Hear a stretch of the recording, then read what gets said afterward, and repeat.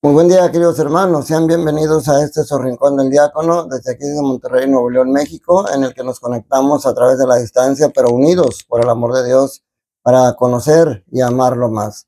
En este sábado 16 de agosto estamos terminando la semana 19 de tiempo ordinario. Ya, si Dios quiere, el día de mañana estaremos con la semana 20 o hoy desde la tarde. Antes que nada, gracias por su compañía. Vamos a iniciar la meditación de las lecturas. Hoy terminamos la meditación del libro de Josué, porque termina con la muerte de José los capítulos de hoy, los versículos. Es el capítulo 24, versículos del 14 al 29. Ayer, en la lectura de ayer, correspondientes al día litúrgico, que no se leyeron, porque ayer recordemos que aquí celebramos la solemnidad de la Virgen María. Entonces, hoy lo que nos presenta es la continuación de lo que sería lo que se leía ayer de Josué. Ayer en la lectura se hablaba, Josué le recuerda al pueblo de las maravillas que Dios ha hecho en su vida. Dice, les recuerda las maravillas de la providencia que los sacó de la esclavitud. Hizo con ellos el pacto solemne de la alianza y los acompañó por el desierto, perdonando sus infidelidades y alentándolas con sus prodigios. Les recuerda todo eso Josué. Y entonces hoy, en el texto de hoy, empieza exhortándolos a tres cosas. Primero, a temer a Dios. Que recordemos que temer a Dios no significa tenerle miedo a Dios. El santo temor de Dios es el temor de fallarle, el temor de alejarnos de Él. Y segundo, a servirlo con un corazón sincero. Y tercero, a apartarse de todos los dioses extraños. Esto es muy, muy hermoso porque al final de cuentas están entrando a una tierra en la que hay dioses paganos, dioses egiptos, y entonces a mí me encanta la frase con la que termina el primer párrafo de la lectura de hoy. Dice, en cuanto a mí toca, mi familia y yo serviremos al Señor. Eso debemos de tenerlo bien claro, mis hermanos. El mundo nos invita a servir al Dios del dinero, al Dios del poder, al Dios de la ambición, al Dios del placer. Nos invita a tantas cosas que nos alejan de Dios. Y tú y yo cada día tenemos que decir, mi familia, en cuanto a mí toca, mi familia y yo serviremos al Señor. Sí voy a trabajar duro para vivir bien, sí voy a trabajar duro para dejarle a mi hijo una buena educación, para mandarlo a un buen colegio. Sí voy a trabajar duro en mí para darle un buen ejemplo a mis hijos. Todo eso está bien, pero que no sea el objeto de tu vida, que el objeto de tu vida sea servir a Dios, y servirlo a Dios es también en tu familia y en tu trabajo. Ese es el primer punto. En el segundo punto de reflexión viene la renovación de la alianza.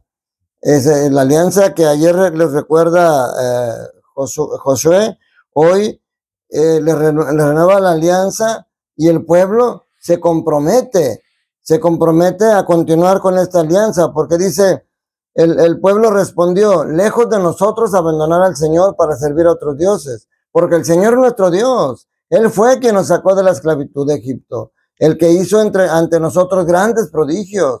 Nos protegió por todo el camino que recorrimos, y en los pueblos donde pasamos, expulsó a todos los que habitaban en el país al que llegamos. Así pues, también nosotros serviremos al Señor, porque Él es nuestro Dios. Esa es la respuesta que da el pueblo cuando Josué le dice, en cuanto a mí toca, mi familia y yo serviremos al Señor. O sea, ellos aceptan el compromiso. Pero curiosamente, Josué les muestra como vio que a pesar de todos los prodigios el pueblo de Israel seguía cabezón. El Señor, Josué les demuestra duda, demuestra incredulidad. Le dice, no creo que ustedes puedan servir al Señor, porque es un Dios santo y celoso, que no perdonará sus rebeldías y pecados. Si después de todo el bien que el Señor les ha hecho, lo abandonan para servir a dioses extranjeros, Él los castigará y acabará con ustedes. O sea, es tremendo, pero el pueblo vuelve a responder, no nos sucederá lo que tú dices, porque ciertamente serviremos al Señor. O sea, el pueblo renueva la alianza, reafirma su compromiso. Y ya vemos que es muy difícil seguirlo, y después volvían a fallar. Pero el cuarto punto de reflexión para mí es importante porque miren, ustedes ven atrás mi pared llena de imágenes, que a mí me gusta mucho esta cruz grande que está con la madera. Tengo el nacimiento, que yo le he dicho, así como nos lo pidió el Papa Francisco de feliz memoria, todo el año tengo el nacimiento a la vista mía. Tengo aquí al Señor Jesús en una imagen muy hermosa que me regalaron en el seminario de Monterrey. La Santísima Virgen de María Madre de la Iglesia, donde estoy ahorita, y Jesús Divino Misericordia, Jesús Divino Maestro, donde estuve antes. Imágenes que nos critican luego a nosotros porque tenemos estas imágenes, y hay ejemplos en la Biblia donde podemos demostrar que Dios mismo recomendaba imágenes, y aquí nos presenta otro ejemplo, porque ponen como testigo de esa alianza una gran piedra que ponen. Dice, aquel día Josué renovó la alianza del Señor con el pueblo y le impuso a este mandamientos y normas en Siquem. Josué escribió estas cláusulas en el libro de la ley de Dios, y luego fíjense lo que dice. Tomó luego una piedra, una gran piedra, y la colocó al pie de la encina que había estado en el santuario del Señor. Josué le dijo a todo el pueblo, esta piedra será testigo, pues ha oído todo lo que el Señor les ha dicho a ustedes. Él será testigo en contra de ustedes cuando quieran renegar del Señor, su Dios. O sea, imagínense, esa piedra era como ellos, al pasar por ahí, tenían que recordar esa alianza. Al ver esa piedra, tenían que recordar el compromiso que tienen. Ese es el objeto de estas imágenes que yo tengo. Al ver el nacimiento, tengo que recordar que Jesús se hizo pequeño para venir a este mundo, y que cuando se fue se volvió a ser pequeño para quedarse en una hostia consagrada para que yo lo pudiera seguir. Al ver esta imagen de María Madre en la iglesia, tengo que recordar que tengo en el cielo una madre que me ama, que me protege, que mi madre de la tierra sigue aquí, gracias a Dios, pero que mi madre en el cielo, María Santísima, está ahí y nos protege. Al ver esta cruz, me recuerda el sacrificio que Jesús hizo por mí. Ese es el objeto de las imágenes, no las adoramos. Y espero que ustedes como católicos cada vez tengan más claro esto y no se dejen engañar. Y finalmente dice, algún tiempo después murió Jesús, siervo de Nun, siervo del Señor, a la edad de 110 años. Moisés murió a los 120 años, Josué murió a los 110, pero satisfecho de haber cumplido con lo que le pidió el Señor.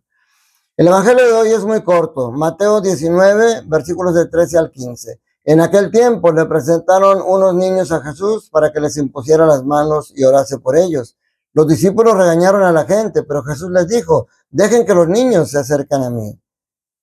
Dejen que los niños, dejen a los niños y no les impidan que se acerquen a mí, porque de los que son como ellos es el reino de los cielos.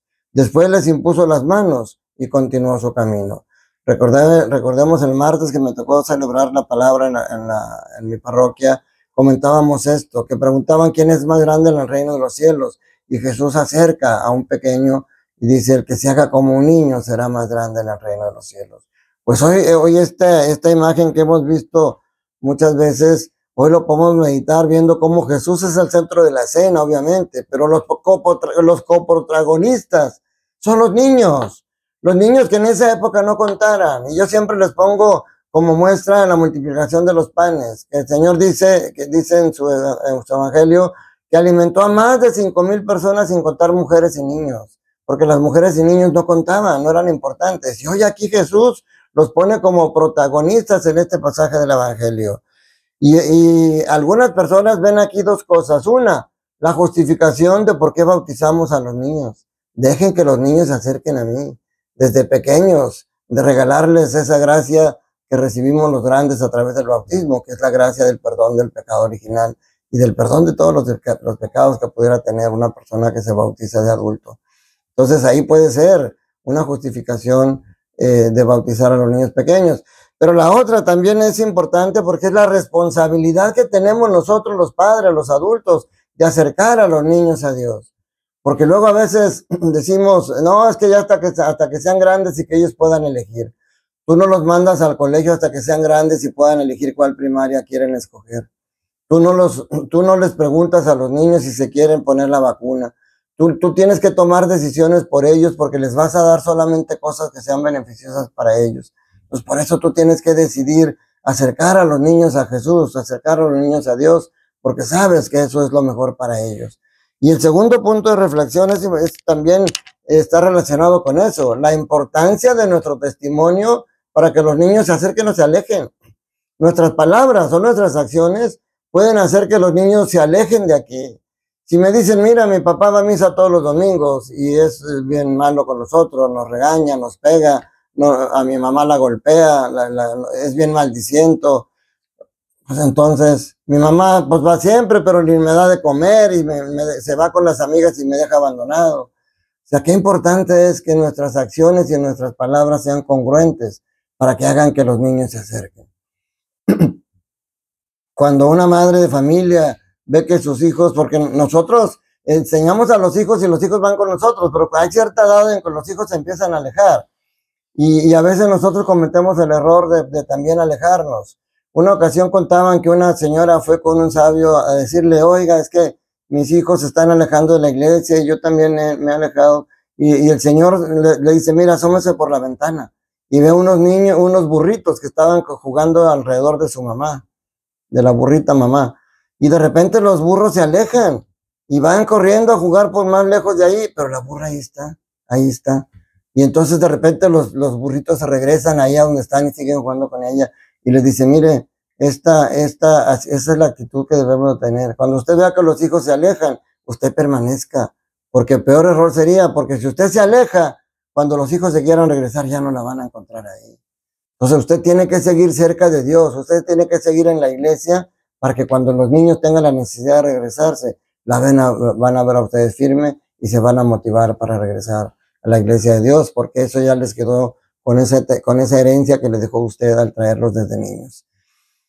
Muchas cosas se pueden meditar a través de Dios y los niños, pero con esto terminamos esta semana 19 de tiempo ordinario. Les agradezco su compañía y su confianza y mañana estaremos ya empezando la semana 20. Como siempre, con mucho amor con el Señor y llenos del amor de Dios en nuestro corazón. Que la bendición de Dios Todopoderoso, Padre, Hijo y Espíritu Santo, descienda sobre ustedes, sus familias, trabajos, escuelas y permanezca para siempre. Esta semana falleció un compañero diácono permanente, Melquiades. Mis oraciones para que el Señor lo haya recibido, haya sido misericordioso con él y lo conserve, y que desde ahí ahora Melquiades, que desde ahí puedas tú ser intercesor para pedir por nosotros los diáconos que aquí nos quedamos a seguir cumpliendo nuestra misión. Un fuerte abrazo, que Dios te bendiga y te abrazo a ti y a toda tu familia.